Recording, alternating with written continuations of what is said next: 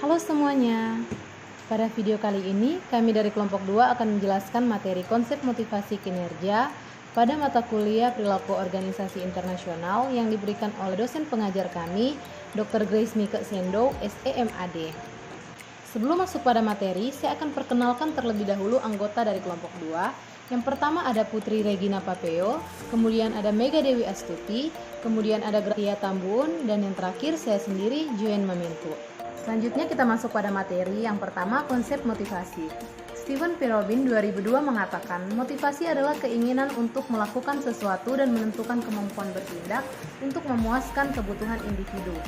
Jadi motivasi adalah proses yang menjelaskan mengenai kekuatan, arah, dan ketekunan seseorang dalam upaya untuk mencapai tujuan. Oleh karena itu, motivasi secara umum berkaitan dengan upaya menuju setiap tujuan. Kemudian ada teori-teori mengenai motivasi, ada 4. Yang pertama teori hierarki Maslow, yang kedua teori motivasi MC Cleland, yang ketiga teori X dan Y MC Gregor, dan yang keempat teori motivasi Hertzberg. Kita masuk pada teori yang pertama, yaitu teori hierarki Maslow. Teori ini dikemukakan oleh Abraham Maslow yang diketahui sebagai teori motivasi terbaik. Maslow membuat hipotesis bahwa di dalam setiap manusia terdapat hierarki 5 kebutuhan. Yang pertama, kebutuhan fisiologis. Kebutuhan manusia yang berupa makanan, minuman, pakaian, udara, tempat tinggal, dan kebutuhan-kebutuhan lainnya yang digunakan untuk bertahan hidup. Kebutuhan ini merupakan kebutuhan yang paling dasar. Yang kedua, kebutuhan keamanan. Merupakan kebutuhan dari rasa aman akan kekerasan fisik ataupun psikis. Yang ketiga, kebutuhan sosial.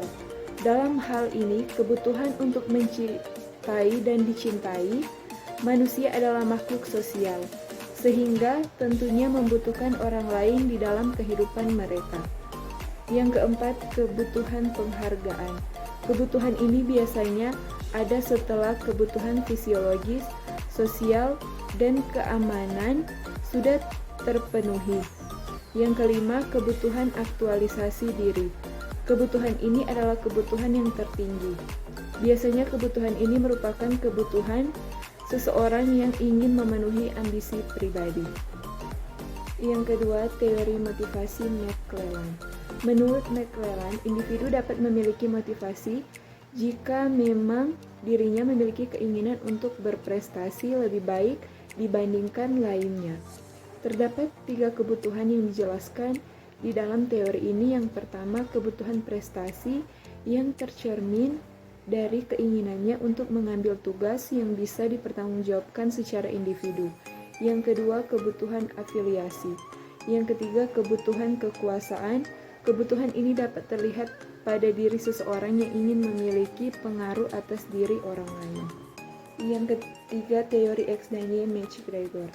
Teori motivasi ini menggabungkan dari teori eksternal dan internal yang kemudian dikembangkan McGregor. Gregor merumuskan 2 perbedaan dasar dari perilaku manusia. Kedua teori ini yang kemudian dikenal dengan teori X dan Y. A. Teori X. Yang pertama, kebanyakan pekerja itu malas, tidak senang bekerja, bahkan jika bisa akan menghindari hal tersebut. Yang kedua, karena pada dasarnya memang tidak senang bekerja, maka harus dilakukan pemaksaan dan pengendalian. Bahkan diperlakukan hukuman serta diarahkan agar dapat mencapai tujuan dari organisasi. Yang ketiga, rata-rata pekerja memang lebih ingin dibimbing, memiliki ambisi kecil, keamanan diri sendiri atas segalanya, dan terkadang berusaha untuk menghindari tanggung jawab. Selanjutnya yaitu ada teori Y. Berikut ini anggapan dasar dalam teori Y. Yang pertama, usaha fisik dan mental yang telah dilakukan manusia sama dengan kegiatan bermain dan istirahat. Yang kedua, rata-rata seorang akan mau belajar jika dalam kondisi yang layak, tak hanya menerima namun juga ikut mencari tanggung jawab. Yang ketiga, ada kemampuan yang sangat besar dalam kecerdikan, daya imajinasi serta kualitas yang digunakan untuk memecahkan masalah dalam organisasi yang tersebar luas di seluruh pegawai. Dan yang keempat, ada pengendalian yang dilakukan dari luar.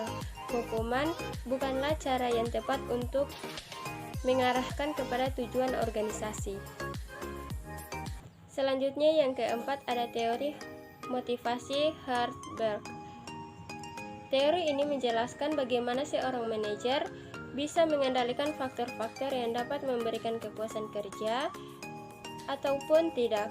Berdasarkan penelitian yang ada, dua kelompok faktor tersebut dapat mempengaruhi individu dalam organisasi, yaitu motivasi.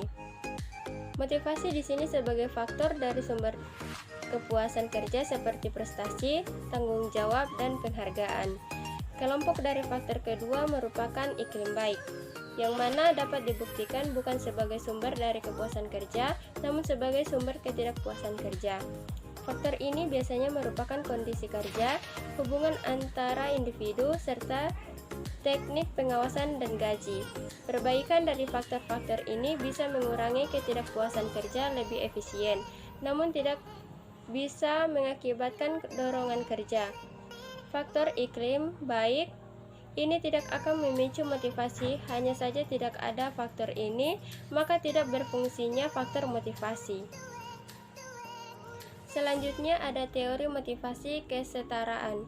Pada teori ini, individu membandingkan masukan dan keluaran pekerjaan mereka dengan masukan atau keluaran orang lain, dan kemudian berespons untuk menghapuskan ketidaksetaraan.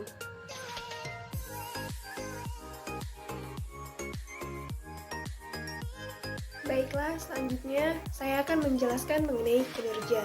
Menurut Robbins, kinerja merupakan pengukuran terhadap hasil kerja yang diharapkan berupa sesuatu yang optimal.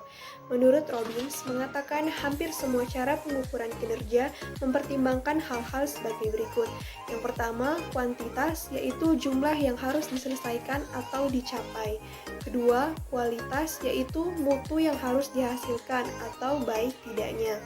Dan ketiga, ketepatan waktu, yaitu sesuai tidaknya dengan waktu yang direncanakan. Selanjutnya, teori-teori kinerja. Teori kinerja menurut Stephen Robbins yaitu tingkat kinerja pegawai sangat tergantung oleh kedua faktor, yaitu kemampuan pegawai itu sendiri, seperti tingkat pendidikan, pengetahuan, pengalaman, di mana dengan tingkat kemampuan yang semakin tinggi akan mempunyai kinerja semakin tinggi pula. Faktor lain adalah motivasi kerja pekerja, yaitu dorongan dari dalam pekerja untuk melakukan suatu pekerjaan. Teori kinerja menurut Robert L. Mathis dan John H. Jackson, terjemahan Jimmy Sadeli dan Bayu Prawira tahun 2001 halaman 78 menyatakan bahwa kinerja pada dasarnya adalah apa yang dilakukan atau tidak dilakukan karyawan.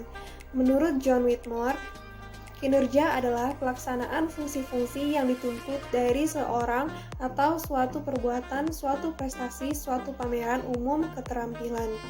Selanjutnya, teori kinerja menurut Ada Letimpe. Ada Letimpe menjelaskan hal-hal yang mempengaruhi kinerja antara lain. Yang pertama, faktor perilaku dapat ditelusuri hingga ke faktor spesifik seperti kemampuan, upaya kesulitan tugas, atau nasib baik. Kedua, faktor lain misalnya perilaku, sikap, dan tindakan rekan kerja, bawahan, pimpinan.